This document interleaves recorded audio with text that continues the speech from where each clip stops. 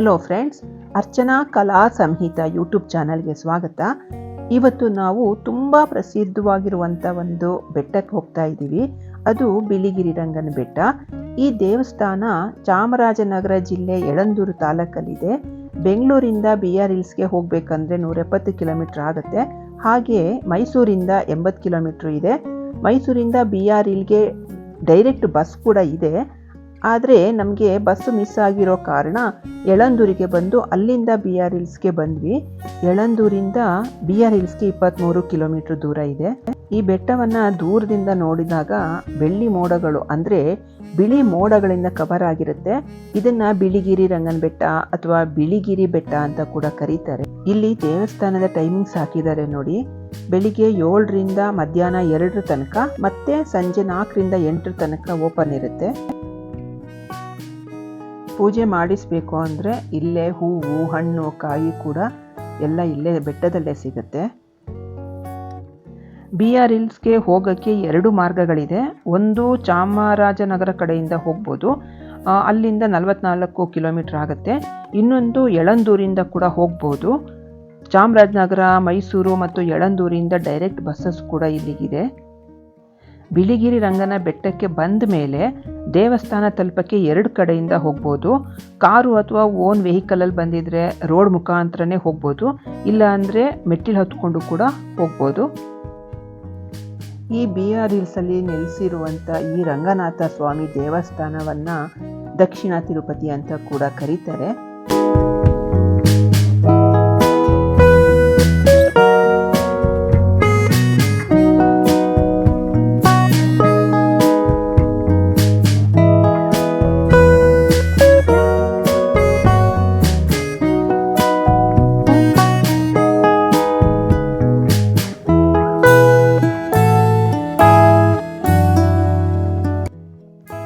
ದೇವಸ್ಥಾನದ ಒಳಗಡೆ ಹೋಗೋಣ ಬನ್ನಿ.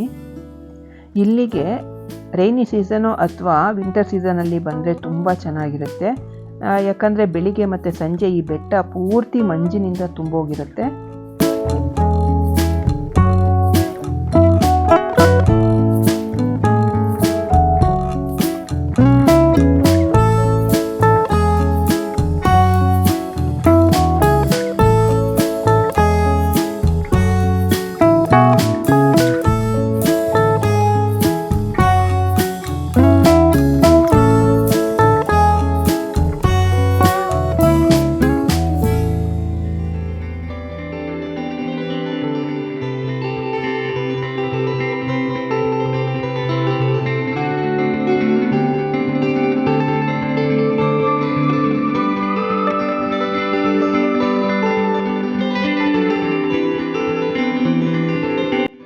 ವಶಿಷ್ಠ ಮಹರ್ಷಿಗಳು ರಂಗನಾಥ ಸ್ವಾಮಿಯ ಮೂಲ ವಿಗ್ರಹವನ್ನು ಸ್ಥಾಪಿಸಿದ್ದಾರೆ. ಇದು ಸ್ವಾಮಿಯ ದರ್ಶನಕ್ಕೆ ಹೋಗುವಂಥ ಎಂಟ್ರೆನ್ಸು. ಇಲ್ಲಿ ಕಾಣಿಸ್ತಾ ಇರೋದು ದೇವಸ್ಥಾನದ ಮುಖ್ಯ ಗೋಪುರ. ದೇವಸ್ಥಾನದ ಒಳಗಡೆ ನಿಂತಿರುವಂಥ ರಂಗನಾಥ ಸ್ವಾಮಿಯ ದರ್ಶನವನ್ನು ಮಾಡಿ ಮತ್ತೆ ಅಲ್ಲೇ ಪಕ್ಕದಲ್ಲಿ ಇರುವಂಥ ಅಲಮೇಲು ರಂಗನಾಯಕಿ ಅಮ್ಮನವರ ದರ್ಶನ ಕೂಡ ಮಾಡಿದ್ವಿ. ಇದು ರಂಗನಾಥ ಸ್ವಾಮಿಯ ಪಾದರಕ್ಷೆಗಳು. 1 ಅಡಿ 9 ಇಂಚು ಇರುವಂಥ ಈ ಜೋಡಿ ಪಾದರಕ್ಷೆಗಳನ್ನು ಇಲ್ಲಿನ ಸೋಲಿಗ ಟ್ರೈಬ್ ಅಂದರೆ ಬುಡಕಟ್ಟು ಜನಾಂಗದವರು ದೇವಸ್ಥಾನಕ್ಕೆ ಅರ್ಪಿಸ್ತಾರೆ. ಈ ಪಾದರಕ್ಷೆಗಳನ್ನು ರಂಗನಾಥ ಸ್ವಾಮಿ ಧರಿಸ್ಕೊಂಡು ರಾತ್ರಿ ಕಾಡಿನಲ್ಲಿ ಓಡಾಡ್ತಾರೆ ಅನ್ನೋದು ಸೋಲಿಗರ ನಂಬಿಕೆ ಆಗಿದೆ. ಇದು ಅಲಮೇಲು ರಂಗನಾಯಕಿ ಅಮ್ಮನವರ ಗರ್ಭಗುಡಿ.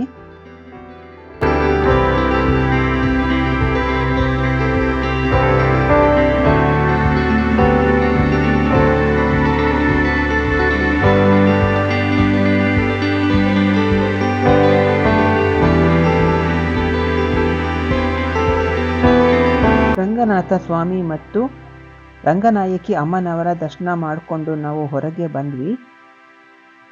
ಈಗ ದೇವಸ್ಥಾನದ ಅನ್ನದಾಸೋಹ ಭವನದಲ್ಲಿ ಪ್ರಸಾದ ಊಟದ ವ್ಯವಸ್ಥೆ ಕೂಡ ಇದೆ. ಅಲ್ಲಿಗೆ ಈಗ ನಾವು ಹೋಗ್ತಾ ಇದ್ದೀವಿ. ಈ ಊಟ ಪ್ರತಿದಿನ ಮಧ್ಯಾಹ್ನ 1ರಿಂದ 3 ತನಕ ಇರುತ್ತೆ. ಬನ್ನಿ ದಾಸೋಹ ಭವನದ ಒಳಗಡೆಗೆ ಹೋಗೋಣ.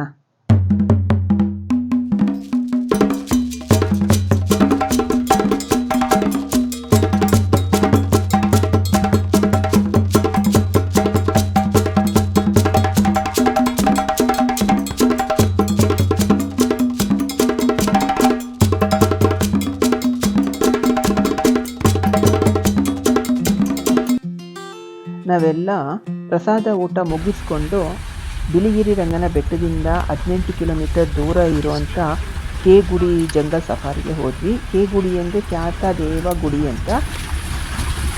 ಅಲ್ಲಿ ಫಾರೆಸ್ಟ್ ಸಫಾರಿಗೆ ಹೋಗ್ತಾ ಇದ್ದೀವಿ.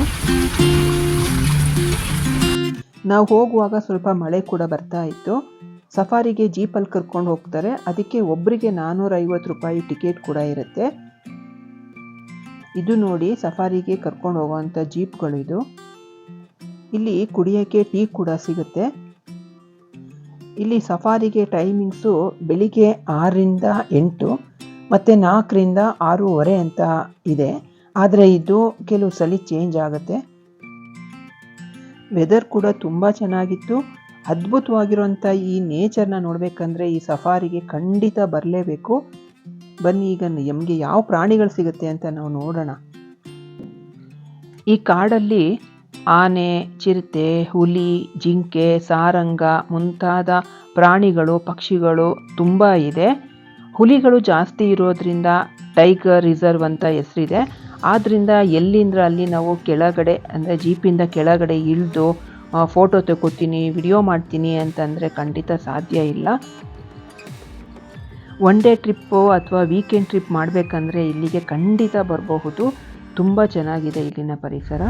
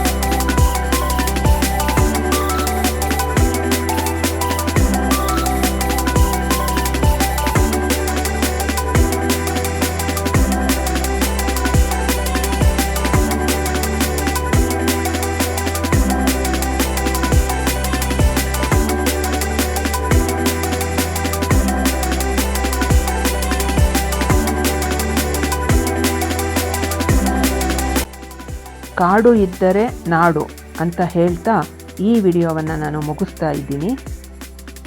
ಈ ವಿಡಿಯೋ ನಿಮಗೆ ಇಷ್ಟ ಆಗಿದ್ದಲ್ಲಿ ಲೈಕ್ ಮಾಡಿ, ಶೇರ್ ಮಾಡಿ, ಕಮೆಂಟ್ ಮಾಡಿ, ಹಾಗೆ ಸಬ್ಸ್ಕ್ರೈಬ್ ಮಾಡೋದು ಮರಿಬೇಡಿ. Thank you for watching.